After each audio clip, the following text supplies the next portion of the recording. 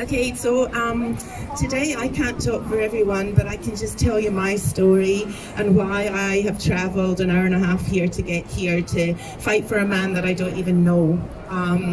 So my story began a few years ago when, out of interest, I started following the story of this man, Julian Assange. And the more and more I followed this story, the more and more horrified I was by the injustices that I saw. And that's why I'm here today. Following along in the court case of Julian Assange, I noted one thing that the US government had said, and that is that they are free to prosecute any person in any country of the world for anything that they deem secretive. That means me, that means you. I'm standing here today fighting not just for Julian Assange, but also for me, also for my children and for my grandchildren. I'm fighting for you, for your freedom of speech.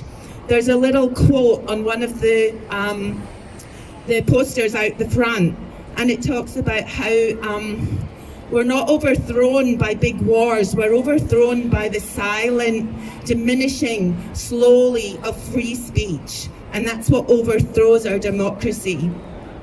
So I'm standing here today for all of you, and I'm asking all of you to stand up and go to your MPs and fight for this man, Julian Assange, and fight for your own freedoms and your own freedom of speech.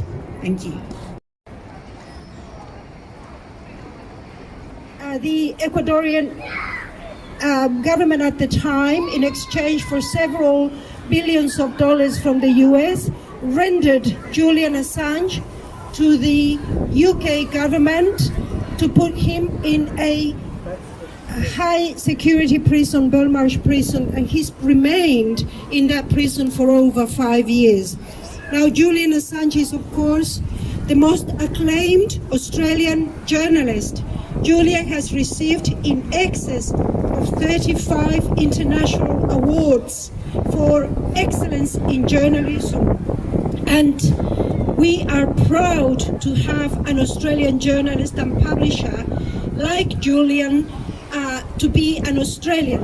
And the reason we are here is because, of course, international human rights organizations, international journalist associations, Australian Journalist Association, Australian human rights bodies, and so forth, as well as diplomats, ex-presidents, former current presidents, parliamentarians around the world, and so many others are claiming and demanding that Julian Assange be freed.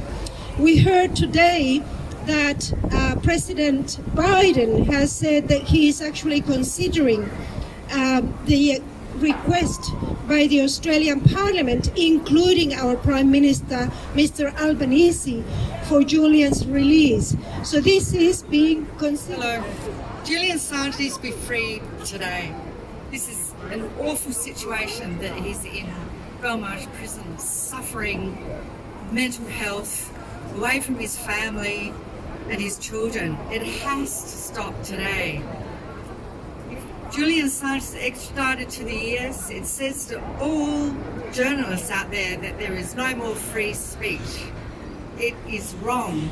It needs to stop today. Free Julian Assange today.